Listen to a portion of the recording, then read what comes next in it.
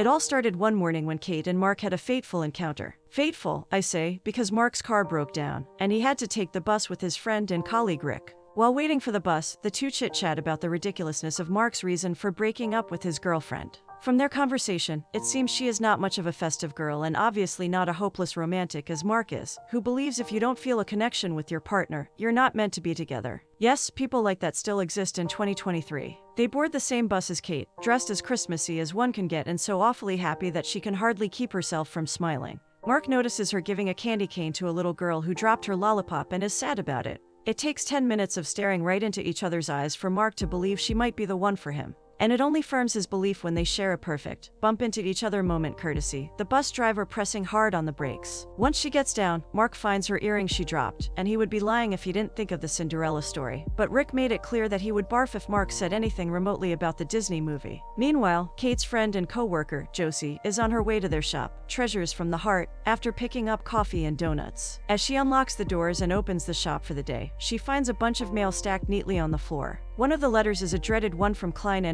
that Kate has been avoiding. So when Kate arrives, Josie thinks it is better to serve her a donut before telling her about the letter. She reads the letter out loud, which states the Enterprises will move forward with the renovation of Founders Square, where her shop is currently located. She is required to vacate the premises by December 30th. But Kate is determined not to let go of her shop so easily and says she'll think of something, which sounds more like a reassurance to herself. As they are talking, Josie points out that Kate is missing an earring, and she realizes she must have dropped it at the bus. She mentions meeting Mark and what a gentleman he was, which makes Josie pull her leg playfully. But Kate is quick to point out that relationships are the last things on her list right now. Meanwhile, Mark cannot concentrate on his business meeting after his encounter with Kate, and using his photographic memory, he doodles her portrait on the notepad, oblivious to the look everybody is giving him. Once back in his office, he plays with Kate's earring, trying to find a way to calm his mind that has nothing but Kate's thoughts running. So he turns to his computer, and surprisingly, their town has a site that allows them to find any person they want. Must be a boon for the town's police department. Anyways, the voice instructs Mark to post a message on their platform, and there is a chance the person he is looking for might see it. But before he could write anything, Rick walks in with some documents that Mark needs to go over, making Mark act awkward. Meanwhile, Kate visits her parents' home to help them trim and decorate the Christmas tree since it is their family tradition. While they're talking, her father brings up the offer they've got on their shop from Klein. But Kate is adamant that she will not let the shop go as they still have 6 more years of lease left. She plans to fight for her family business, which has been running for almost 30 years. Kate, faced with her father's concerned nudging, stands her ground. She assures him she plans to write a petition and get it signed by all the shops in Founders Square, and personally visit Klein in his office. At the office, Mark finally writes on the missing connection site and gets tons of messages from single girls claiming to have lost an earring. Rick asks him not to give up hope. After all, it was a fateful encounter, and he soon leaves with the files and Kate's portrait that Mark had sketched. Since he can't see his friend in the miserable state he is, Rick takes it upon himself to create a poster with the portrait, completed with a very cheesy line and Mark's real phone number. Mark's mood oscillates between mortification and anxiety when he finds out about the posters because the whole thing sounds cringe more than a romantic gesture. However, he has to attend an important meeting and asks Rick to put a lid on his creativity to avoid more damage than he already has done.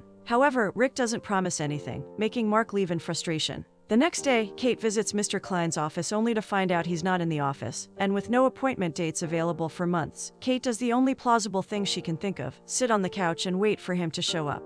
The receptionist is not very pleased with Kate's audacity and sends a heads up to the higher-ups. The receptionist soon has to leave, and Kate takes this opportunity to barge into one of the meetings, where she meets Rick. However, Rick doesn't recognize Kate immediately and asks her to leave, but Kate is unwilling to leave until she presents her case. She invites them to her shop to see for themselves what their shop means to the community. But just before she could say anything else, the receptionist comes running and warns Kate that she has called security. Not wanting to create a scene, Kate leaves. Only after she's left the meeting hall does an epiphany strikes Rick, and he realizes it is Mark's mystery elf girl. He dashes out of the room, chasing after Kate, and catches up with her near the reception. He explains that she needs to talk to Mark, but she says she'll only talk to Mr. Klein as he's in charge. But Rick convinces her that Mark is in charge of the operation and he'll make sure Mark reaches out to her. Kate thanks him before being escorted out by security. Meanwhile, Josie is done for the day and walking back home when she sees a familiar face. It is Paul from a neighboring shop. After weeks of just smiling at each other, they talk for the first time. After Mark's meeting with Mr. Klein, Mark assures Mr. Klein he will personally meet the unresponsive tenants from Founders Square to convince them to vacate the premises, starting with Treasures from the Heart. While Kate is traveling back on the same bus, she notices the poster Rick has put out. She finds another, and then another, and a whole bunch of posters that she rips off, absolutely flabbergasted. She takes down some more at the bus stop before reaching her shop and is ready to spill everything to Josie when she sees Mark there. Mark is surprised to see his mystery elf girl standing before him yet again, and this time, he properly introduces himself. Kate is surprised that he is the same guy sending her letters to vacate the premises. After leading Mark to her office, Kate passionately advocates for the significance of the shop. She talks about the classes for children and the community events they organize to foster connections among people in the community. However, Mark explains Mr. Klein's vision for the block that will bring more business and employment. Seeing things not working for her, Kate threatens not to leave since she still has time on their lease, which Mark thinks is a bad idea since Mr. Klein already owns the block. He suggests taking the generous offer because if she tries to fight it, she might end up losing everything. But somehow, Kate lets all that fly above her head and asserts she will not leave. Seeing the conversation go nowhere, Mark soon leaves. Later that day, Kate gathers fellow shop owners, and in a heartfelt speech, she expresses her decision not to give up on the shop. However, when one of the shop owners voices that the payout Klein offered is a great amount for him as he'll be retiring soon, Kate tries to make them understand that money cannot buy the dreams and memories they have built there. Kate presents them with a letter she has written to Mr. Klein, requesting him to consider keeping their shops open, and asks for the other shop owner's signature, which they gladly do. In the meantime, Mark tries talking to Mr. Klein about the shop. But Mr. Klein is very clear about his intent to bring wealth into the local economy. His vision to renovate the block overpowers Mark's argument that the place carries a family legacy. He makes it clear that if by the end of the month, the tenants do not agree, they will be forced to move forcefully. It is another beautiful morning, and Josie is passing by Paul's shop when she notices her favorite guitar gone from the display. Paul soon comes out and tells her the guitar was sold. But when he hears she wants to learn to play guitar, he offers her free lessons in exchange for help finding a Christmas present for his mom. Josie readily agrees. Meanwhile, back at his office, Mark looks at the paper Josie gave him with the details of a guy who can provide him with the train set he was looking for at the shop. Mark overturns the page and finds it as the Boxing Day flyer that Kate made to gather volunteers for the event they were conducting. So the next day, he turns up at the shop as a volunteer and even buys many presents for his family. Kate is convinced he is there to get her to sign the deal, which Mark doesn't deny, and is ready to let her advocate her case. Since she needs some extra hands, she agrees to let Mark volunteer. Mark arrives at the shop on time in the evening while Josie is ready to leave for her guitar lessons. Before leaving, Josie rubs the fact that their shop is gaining popularity on Mark's face. Josie soon leaves and finds Paul talking to another woman in his shop. The woman soon leaves, and Josie greets Paul without thinking much of it. After a bit of practice, Josie's fingers start cramping, so Paul takes over and plays the classic Merry Christmas Carol, which Josie likes, and asks him to teach her so she can play that to her father on Christmas. Paul takes up the challenge and invites her for an everyday lesson. Meanwhile, Kate is questioning her decision to take Mark's help, considering how bad he is at doodling. However, Mark is having fun and asks about the Boxing Day party. Kate tells him it was her father who started the tradition because the workers in England had to work on Christmas, so they would get a day off on December 26th, which also turns out to be Boxing Day. Since her father and many shop owners knew they had to work on Christmas, Kate's dad thought throwing them a Christmas party on the 26th would be great. Mark subtly brings up the topic of moving the shop, but Kate blatantly rejects the idea, and they go back to flirting. A phone call from work interrupts their conversation, and Mark has to leave. He promises to return the next day and help out. Their conversation reminds Kate of her father, and she calls him to check up on him, happy that she did. She soon goes out to grab a bite when she spots Mark having dinner with Estelle, a woman she knows who happens to own a shop in the same block. His face brightens when he sees Kate and rushes to say hi after excusing himself from his guest, but he's met with a cold shoulder by Kate, who asks him to stay away and firmly states that he's not welcome at the next day's meeting. Later, she lets out her frustration before Josie, and Josie points out that Kate might be a bit jealous of Estelle. However, she reminds Kate of the spark she felt with Mark on the bus, but Kate is not in the mood to rationalize Mark's behavior, and decides to move on. The next day, Mark and Rick grab coffee before Mark recounts the events of last night. He is disappointed because Kate feels like he was faking everything to convince her to leave the shop, and now she wouldn't give him a chance to explain himself. Like a true friend, Rick advises him to see things from a business point of view because, according to him, Mark's romance ship has sailed, and Mr. Klein, in no parallel universe, will change his mind. Either way, Mark will have to face the brunt. The same day, Estelle visits Kate in her shop and tells her that she signed the deal after demanding more money. Kate is surprised to hear that Mark didn't sweet-talk Estelle into giving in and had just gone to negotiate the price. She adds that Mark didn't reciprocate her flirtatiousness, which secretly makes Kate feel good. Though they both agree, they still have to figure out what they will do next. With a never-say-never attitude, Mark shows up at Kate's shop with sandwiches and chips as a peace offering. It does the trick and melts the frosty air between them. They finally talk about the misunderstanding, and Kate apologizes for being out of line. Now that they have made up, Mark expresses that he wants the best for her and doesn't want her to end up with nothing. So he hands her his proposal and asks her to take her time to make up her mind. He promises not to talk about it till she is ready. In exchange, he plans to keep returning to the shop to help Kate so he can spend some more time with her because he feels meeting Kate has been a Christmas wish come true. In the coming days, Kate, Mark, Josie, and Paul spend more time together, getting to know each other better. One day, Mark asks Kate on a date, and Kate readily agrees. So the next day, Mark plans a day full of the most Christmassy activities he can think of, and Kate seems to enjoy herself. He ends the date by getting her a cup of hot cocoa.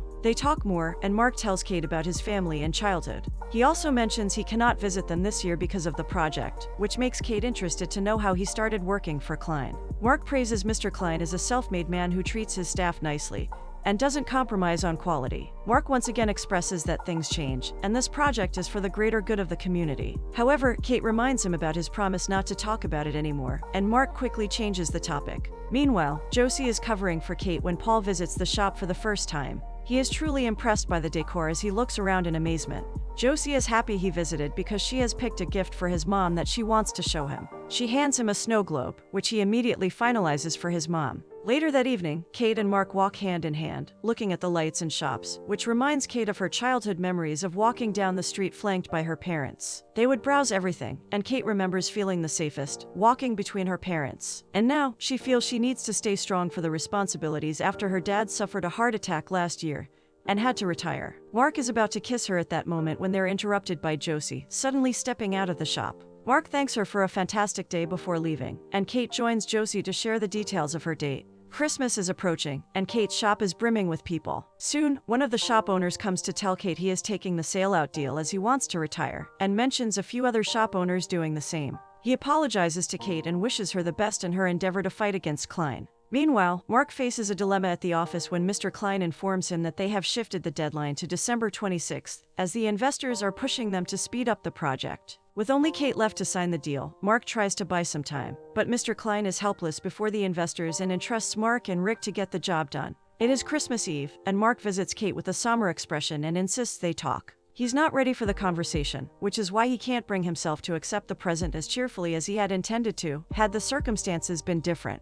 Once outside, Mark tells her about the deadline moving closer, and reminds her if she doesn't take the offer, the company will force her out. Kate takes it to her heart and suddenly becomes cold towards Mark, not perceiving him as the person she likes but as an employee of Klein Enterprises. She makes her intentions clear that she has nothing to do with him anymore and ends whatever relationship they shared. On the other hand, Josie also starts avoiding Paul after she sees him hugging another woman in his shop. Josie planned to confess her feelings to him, but seeing him with another woman made her push herself away. With no hope left, Kate signs the deal and gives up on her resolve to save her shop. Together with Josie, she sheds tears before leaving for home to tell her dad about the shop and the cancellation of the Boxing Day party. Kate arrives home to her parents' surprise, and with a heavy heart, she breaks the news to her dad about losing their shop to Klein. She also mentions they have to vacate by midnight of December 25th and apologizes to her dad. Her dad consoles and reminds her that he is very proud of her while assuring her he is not upset. He spent most of his life at the shop, but now he is happy with his wife, living a peaceful life at home. Later that night, Kate has a mother-daughter conversation, and Kate opens up about meeting someone. She tells her about Mark and that she has feelings for him, but she resents the fact that he works for Klein, who put her out of business. Her mom listens patiently and advises her not to let Klein or the shop come in between their feelings for each other, because at the end of the day, what matters is what kind of a person Mark is and how he makes her feel. On Christmas, Mark visits the shop to collect the papers, which Josie hands him as soon as she sees him. She also gives him the gift Kate had bought for Mark. Mark isn't happy either, but he has some obligations to fulfill as an employee. Once back at his office, he opens the gift to find a toy bus with a mistletoe. He smiles, remembering the day he met Kate when suddenly something written on the blueprint of the founder's square catches his attention. As is said, keep your eyes and heart open to miracles. Things seem to work out between Josie and Paul after Paul explains that his kid sister, who is the same girl Josie saw the other day, is visiting. And Paul finally musters up the courage to ask Josie out on a date. As for Kate, she gets a surprise visit from Mark, who brings Mr. Klein along. Still not sure what Mark wants to show him, Mr. Klein questions Mark, to which Mark replies that the building is the oldest surviving example of a building by A.B. Stoddard, who happens to be the builder who took Mr. Klein under his wing in his early days. Mr. Klein's expressions immediately change, and he asks for a flashlight. After checking the building, his happiness is boundless, and seizing the opportunity, Mark pitches his idea of incorporating the shop as it is in the architectural plans for some extra cost. He also asks if Mr. Klein could consider signing a lease for Kate. Surprisingly, the plan works for Mr. Klein on one condition: Kate will create a display on the works of A.B. Stoddard. Kate immediately agrees. Kate realizes if it weren't for Mark, she wouldn't have had this Christmas miracle. So she rushes out to thank Mark and tells him how she feels. Mark also confesses that he doesn't want to lose her, and taking out the mistletoe from his pocket, he holds it above their heads, and Kate leans in for a kiss. The Boxing Day party finally happens, and Paul gifts Josie a classical guitar. But she can't just take something so valuable. So she agrees to pay, which Paul initially refuses, but on insistence, he agrees to take $100 and a dinner date with Josie, to which she agrees. The party is special for Kate because her parents soon arrive and she introduces them to Mark. She soon proceeds to give a heartfelt speech, thanking everyone present for their contribution to making this Christmas special, and a Christmas miracle come true. Once she's done, she turns to Mark, who returns the earring she lost the first day she met him. Kate immediately wears it, pairing it with the other pair she was holding. Just like the earrings forming a complete set, Mark's presence makes her feel whole. They spend the rest of the evening in each other's company, enjoying every moment of this Christmas miracle.